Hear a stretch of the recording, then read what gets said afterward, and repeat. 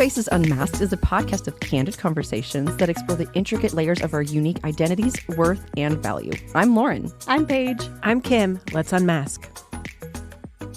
Welcome back. All right, guys, we're super excited to be back with y'all. Thank you for hopping on with us. Today, we're going to be looking at the ebb and flow of life. So, for any of you who don't really, this is what we asked ourselves right before the show. We were like, okay, well, what does the ebb and flow of life mean to me? Because I feel like when you say that, you're like, okay, well, you can't look up a definition of an ebb, I don't think. You can. You can? Yeah. Okay. So the ebb and flow, it refers to the tides, right? That's where this terminology comes from. And so the flow is when the tide is high and when it comes in, and the ebb is when it pulls out.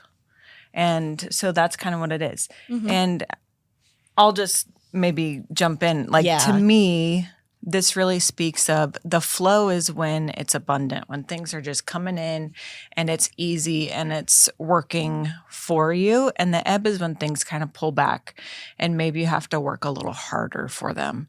And maybe when things don't quite feel like they're lining up, even though they maybe should. And the flow just isn't there. And that's how I see ebb and flow, but that doesn't mean that's how everyone sees ebb and flow. Yeah, I started doing my own little description. Was it a little bit different? Yeah, it was. Almost, I can't remember what I said now. Isn't that, so that's, I was like, whoa, like, honestly, I mean, I didn't know the tide and the ebb, that was actually a real thing. This is kind of new to me. But that saying is around. And so that's why when Lorin and I were just talking about it right before the show, we were like, okay, the ebb was almost the opposite, was how we were thinking. Like, okay, when you're in the ebb, you're just kind of in that peaceful place of, okay, I have things to do, but I'm getting them done and I'm here. I'm being like our last episode. I just feel worthy just being here, kind of moving on with my life. And then the flow we were thinking was more of like a roller coaster flow. Like you're just riding the waves of a roller coaster. You're just along for the ride. But I can see both sides now. And that's kind of really cool to think about. Like, I'm sure it can go both ways. I mean, I'm sure not every ebb and every flow in one person's life is going to be the same every time. Mm-hmm. Every ebb and every flow can look different. Oh, for sure. Yeah, for sure. And I don't think either one of them has to be necessarily good or bad. Mm-hmm. I think it all depends on how you choose to handle them. Mm-hmm. You know what I mean? I think about a surfer, and if you even just look at the waves, not just the whole tide, like at the waves, like the ebb is very necessary to be able to easily go out to catch a wave that then you're in the flow and come back in. And both are really helpful. Mm-hmm. You just need to know how to ride each one. Mm-hmm. You know what I mean? Yeah. Yeah. That's good. Yeah, I was kind of relating it back to our last conversation with do versus be. Mm-hmm. And when you're in that ebb, you could either just being, or you could be really struggling with not doing. Mm-hmm. Mm-hmm. So, that's a really good point to point out too, because I'm like, even though when I'm in that ebb, and I was explaining to you, like, it's more of, I felt like a peaceful place, maybe a little harder because I'm so at peace and I'm so just, okay, things will happen, where I may not be as productive as I think I'm being or something. So I'm glad you point that out, because you can also be productive in things that aren't pushing you forward. I mean, I can do the dishes all I want. That's just keeping my house a little clean. It's not really moving me forward in life besides just staying cleanly. But like, so you could be in the ebb where it is a little harder and you are maybe at a little bit of peace, but, pushing yourself to get back into the flow too, where it's easier, but it may be a little crazier.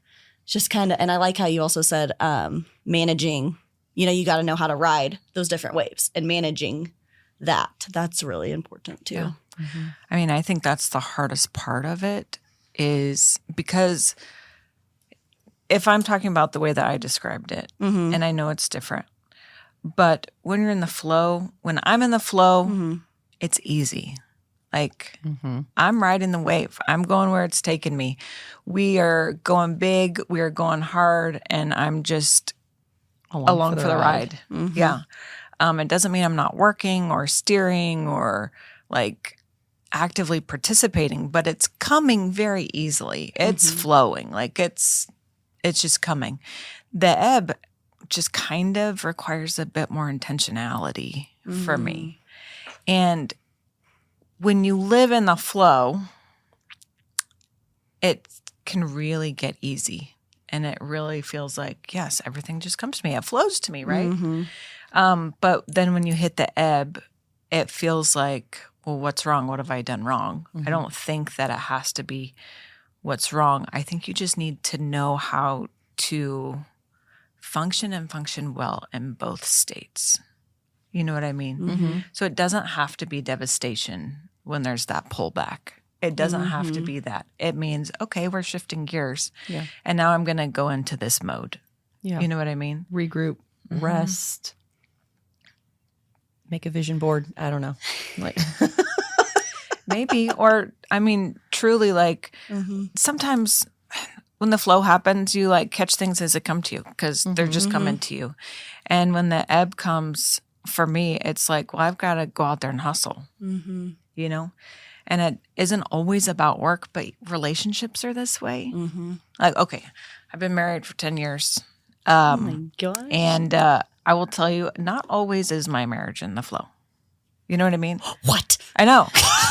It's not always rainbows and butterflies. And it's not like we always come home and are always in agreement on everything. Sometimes we are and everything, and it just flows and it works and it's easy. But sometimes you really have to work at it.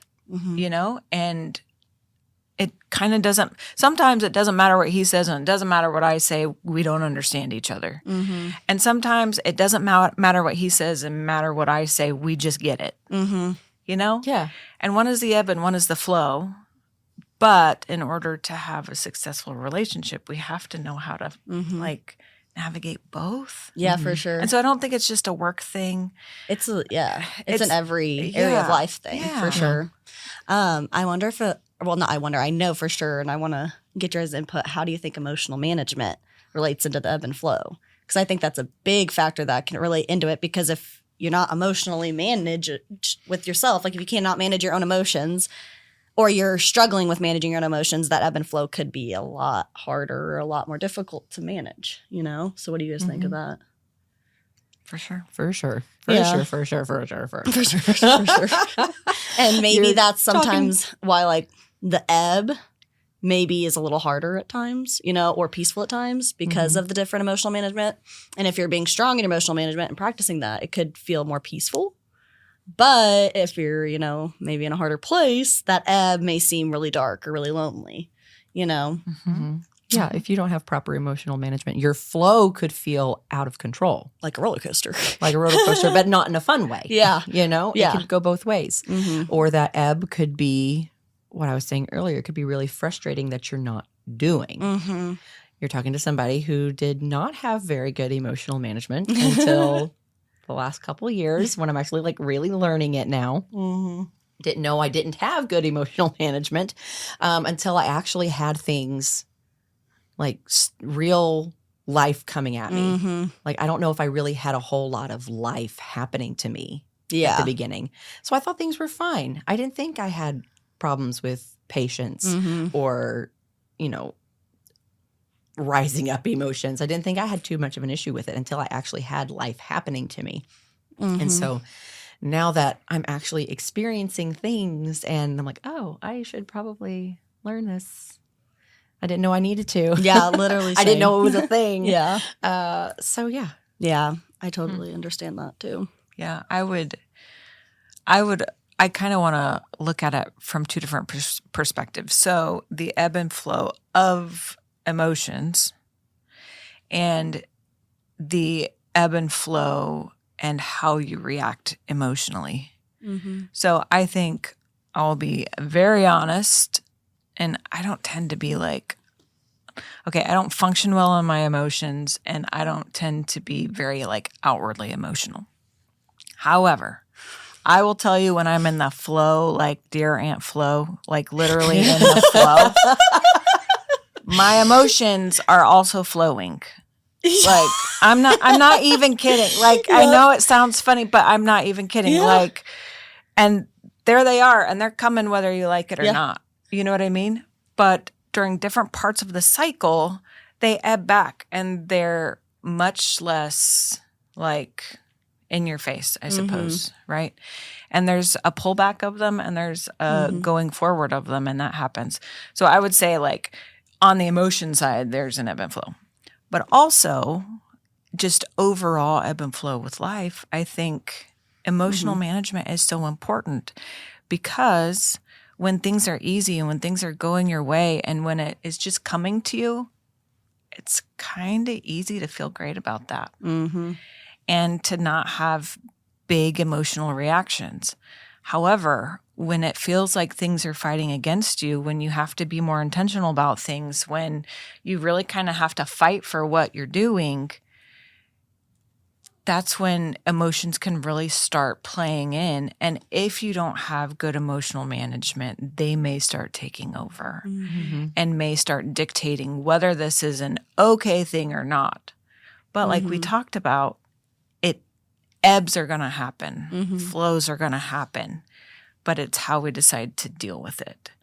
And I think this is where that emotional management really comes in. And like, you've got to be able to, can you shift gears? I know change isn't always easy, but it's a cycle, and it happens many, many times throughout life. And so can you get comfortable with the flow? Can you get comfortable with the ebb and know how to be you regardless, you know? Yeah, for sure.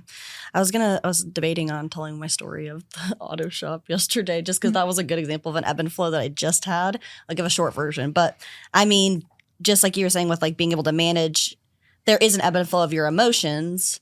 So I can't say that I'm so emotionally managed with myself that I managed myself well yesterday. You know, it could have been in an ebb where it was a little easier to manage it. So I can't, you know, I'm speaking just from experience, but I feel like I had that experience yesterday with this. I mean, I'm having car repairs. I'm sitting at this auto shop for 3 hours, you know, watching other people come in and out, in and out, in and out. And I'm in this ebb and flow of life right now where I'm in an ebb. I'm in a place where I don't want to be, but I have to be because it's the situation I'm in. So I'm just kind of there trying to make the most of the situation.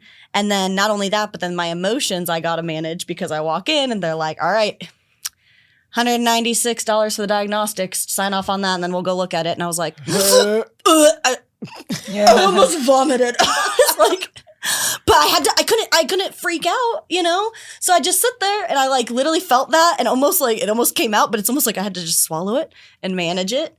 And I was like, because this is an ebb and flow. I have to get this done.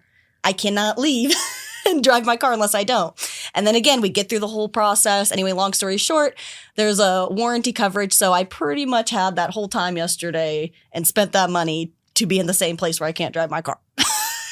Tell me if I wanted to puke again, if I wanted to freak out, if I wanted to cry, yes. But I had to manage it because what is that going to do? If I freak out and I start crying, it's not going to make the situation better. It's just going to make it so much worse. So it's like that was just a personal example I just had of that ebb and flow of life, but also the ebb and flow of the emotions. And so, yes, I was going through that flow almost like of a roller coaster, but I was able to find that emotional management and just say, okay, well, I'm just going to sit here and watch this paranormal activity show, I guess. I'm just gonna enjoy myself because what else am I gonna do? Like, so that was just a personal example, or maybe one you guys could relate with in your life too, because that's just the little things we go through, like things like that.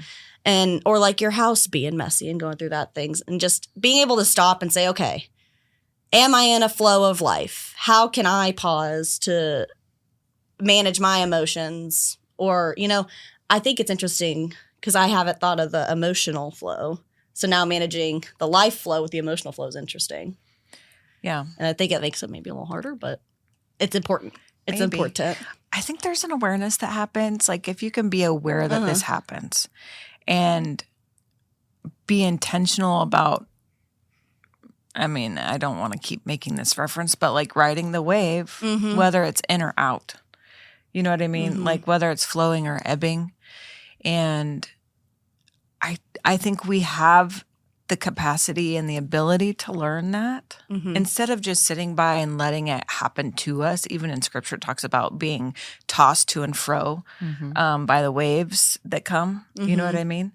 But if you look at surfing, or if you look at sailing or boating or swimming or whatever, there's a way to learn how to navigate those and use them to your benefit. Look at a sailboat. It has no motor, and yet it can go in any direction you want it to because you learn how to harness the wind regardless of what direction it's coming from, right? Yeah. And it can steer, and you can be in complete control, and you can absolutely steer the ship regardless of how it's coming at you, right? Does that make sense? Yeah. And I think that we have that ability in our own lives, whether with emotions or just the day-to-day things that happen in life.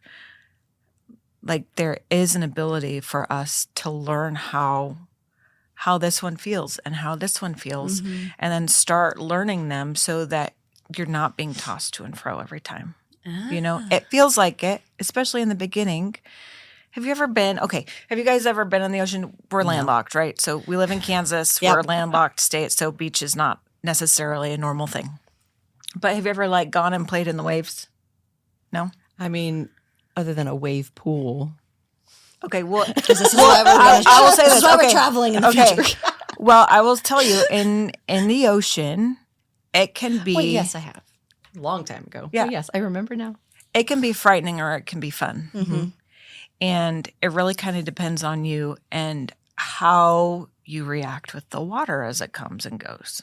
So at the shores where the waves break, and that's where most people are going to be playing in the waves, right? And there's a very real flow and there's a very real ebb. There is a coming in and there's a going out. And if you're not prepared for that and you're not willing to work with it, you will probably have the worst time of your life. It'll knock you over. It'll take your breath away. It will flip you over. It will really kind of take you to the cleaners, essentially. But if you're willing to pay attention and get with its rhythm, then you can have a great time. And this is when you can really you feel something that's much bigger than you. Like if you think about the oceans, it's freaking crazy. Oh my gosh, yeah. Compared to what we are. And it can either be, and it can be very frightening because this is a huge, huge body of water, right? Haven't we only and we're very small, comparatively, and we've only actually found a very small percentage of the ocean. Like there's still a huge percentage that hasn't even been searched or touched or explored. Yeah, for explored. Sure. That's the word I was looking for. Yeah. That's crazy. It almost makes you almost I was picturizing with the ebb and flow of the sea. I was like, that actually gave me a really good. It's almost like the trusting in the Lord. Honestly, like when you said the waves come in, that can either be the flow. And it's peaceful, it's fun, you're laughing because you're allowing the waves or the Lord to take you through the flow, or you resist and you think you can control it and you tumble and you fall and you lose your breath. And that I liked that you gave that picture because I'm like, that really helps me see, okay, maybe I can't handle life situations. Maybe it is going to flow, but finding that maybe emotional management and security in the Lord and finding out how to manage it through him, because that then just shows me you can then just ride the wave and then stand up and then ebb back, So I'm glad you gave us that picture for sure, because I have not done that yet. That is my goal, is to one day when I do go to the beach, I do want to jump into the waves. I love it. I love the beach. I love the ocean. So I mean, to me, it's not frightening. I've just never been. But I'm also very aware of how big it is. Yeah. I'm not coming in and being I'm going to tell you what, this is what we're doing today. That's not happening there. Yeah. There's the fear of the Lord, it's this healthy fear. It's not afraid of. It is a reverence for. I'm aware of the power here. I'm aware of I'm getting on board with you. I'm not trying to get you on board with me. Yeah. You know what I mean? And very similar And I'm not saying the ocean is a god. Okay, that is not what I'm saying. What is that? I don't think I just watched not Troy, happening. and they talk about all that. It's not Spartan, but dang, I'm totally butchering this, but it's fine. Continue. No, it's fine. It's just an interesting thing, and it's very humbling. It is. And if you look at it, I love what you were talking about, Paige. If you look at it from that perspective as well, kind of like with the Lord, it's an interesting thing because if you step into the ocean and you think you're going to be in control, I'm going to stand my ground, whatever, you are going to get knocked over. Mm-hmm. And it's going to be a not pleasant experience. Mm-hmm. But if you go in and you decide, I'm going to get on board with your flow and what you're doing, however, I'm going to be intentional about it. Look at all the places you can go. Mm-hmm. Mm-hmm. Yeah. You know what I mean? Mm-hmm. And it's huge. And you would think that like submitting to that force would be like complete submission. However, it gets you so much further. Oh my gosh, yeah. However, coming in and saying, "Oh no, I have complete control of this. I'm doing what I'm going to do regardless," and then you get but also, hammered. Yeah, I went out to the lake. This was probably a couple of years ago now. Went out to the lake with some friends. They had a paddleboard. I'd never done it before, but got in their little oh my goodness, what was that? A canoe, and got in and started going out, and it was fine for a while. And then we stopped. I was waiting for, I don't know, wherever Mitchell was, he was behind me or whatever. And whenever I was just sitting there, like I was moving with the flow, but not very far. Mm-hmm. And then I wanted to go a different way than where the flow was. I was kind of going against the current or cross hatching or whatever with it. And like, it was hard. Yeah. It was hard. I'm like, this is not like going well. And then it's not going well. And then because that's happened to me and you kind of start panicking. You're like, I'm like, it's not turning. But, and I mean, while I was out on the lake, I was like having this epiphany moment. I'm like, oh, this is like parenting. Stop fighting it.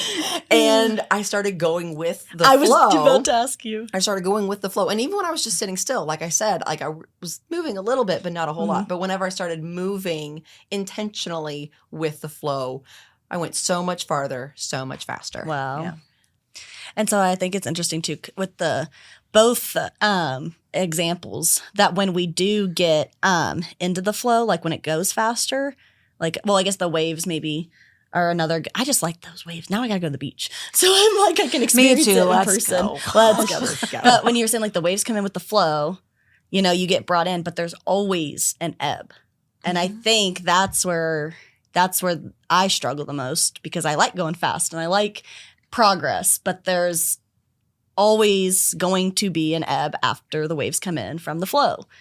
And so even that does give you progress though, because it's not long. It feels like it takes forever when you get in that ebb, whether it's a little harder or a little easier because you're either at peace with it and you understand, okay, I'm going to learn, I'm going to read, I'm going to take the time to relax, or it's going to be harder for you because you're going to continue to try to create and make stuff happen and not take the time to do what you need to do when the Lord is telling you, no, we got to just ebb back real quick, relax, so that I can push you forward, So I liked that too, because that's a good reminder.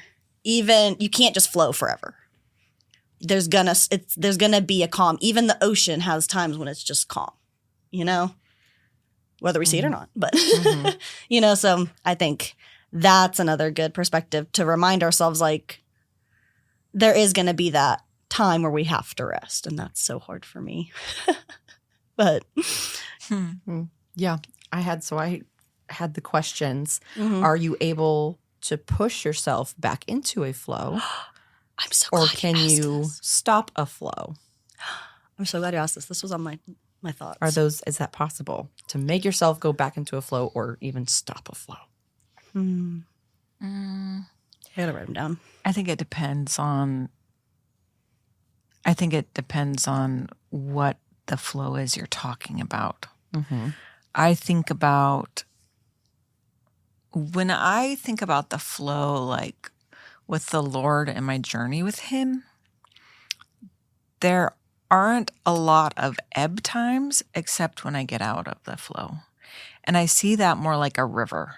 We're always kind of going in the same direction. You know what I mean? But if I fight against it, it's going to be harder.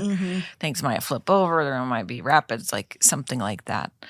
And so I feel like with that flow, absolutely you can step back into it. I think there's not a moment in time when the Lord would deny you. You know what I mean? But so much of the time, we fight for our own will. Yeah. Which sometimes isn't always aligned with his will. And so it is stepping outside of the flow. And which makes it, you have to fight for it. It's like tooth and nail. Yeah. You know, like, and it's hard. However, I also think that when we're talking about the ebb and flow of life, like this natural cycle of the ups and the downs, the ins and the outs, the like easy and the difficult, I don't always think you can step back into the flow intentionally. And I could be wrong. I might change my mind later. I don't know. But as truly, as I'm thinking about it now, it's all like through experience too. I have fought an ebb. I have fought it and been like, this is not for me. I'm supposed to be in the flow. And it's not always that easy.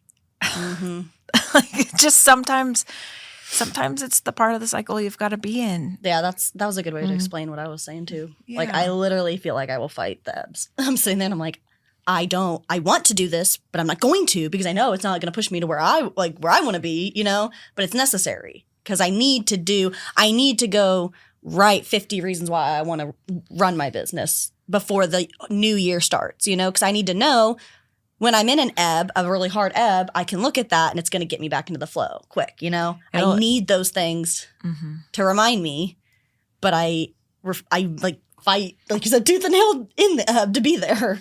Yeah. But then when I'm in the flow and it's an unhealthy flow, I wish I was in the ebb, you know?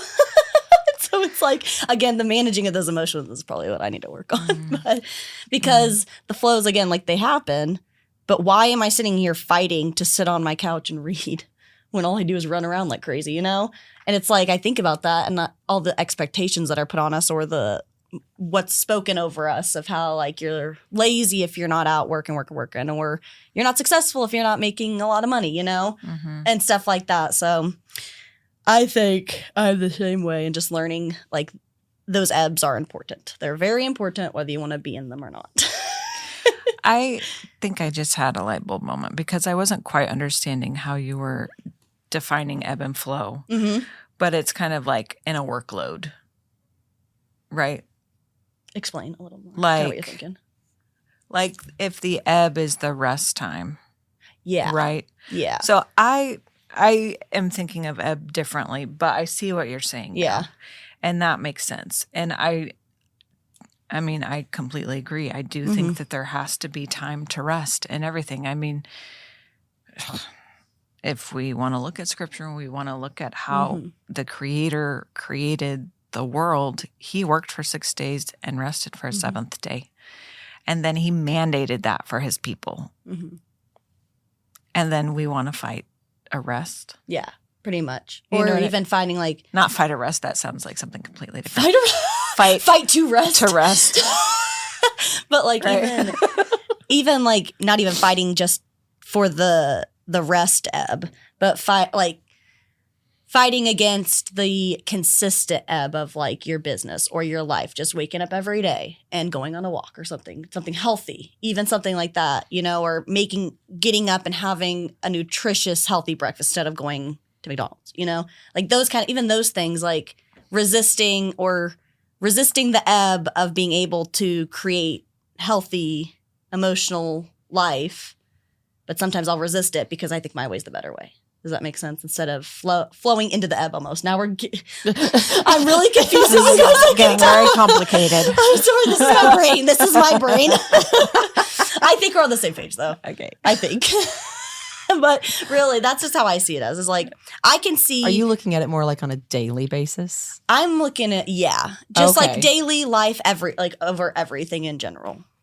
Like, sometimes the flow will be easy or it'll be hard. It's how you manage the emotions of that situation you're in. Okay. Same with the ebb. And I think that's just where I struggle because I fight for my way and the way I think is best and what the world tells me, and instead of relying on God to remind me, like, no, the ebb, for me at least, is where I've noticed myself most at peace and just doing my life every day in a peaceful way instead of a stressful way. Does that kind of make more sense? Somewhat. And I fight it because I want to go all the time. But then I stress out or I get anxious about the go instead of managing the emotions of both sides. Does that make sense? It's like I want what I don't have when I'm doing that. I mean, that's human nature. Yeah, like I mean, so I'm like, that's why I liked that you tied in the emotional management too, though. Being able to remind yourself when you need to slow down, you can slow down, and it's okay. Not putting that pressure on myself to say, oh, I shouldn't be slowing down right now. I shouldn't be relaxing because I need more money. Kind of those things too, and being able to flow back. Relax, take the rest, take the ebb time, but then also be able to kick back up and flow when the waves come back. The Lord comes back and tells you, now it's time. Mm-hmm. Boom. boom. Boom. Is that it? All right, boom. Boom. Thank you, guys. That was good, though. That was good. Thank you guys for being on with us. Comment, subscribe, share with your friends. We want to know what you guys think. Thank you for being on with us. Sounds good. See ya. Sounds good. That's it for today. Thanks for listening. Keep up with us on this unmasking journey by joining us every Friday. Like, subscribe, and follow us on Instagram. This episode is sponsored by Podcast Solutions and podcasttables.shop. As always, we're glad you're here. See you next week. Boom, done.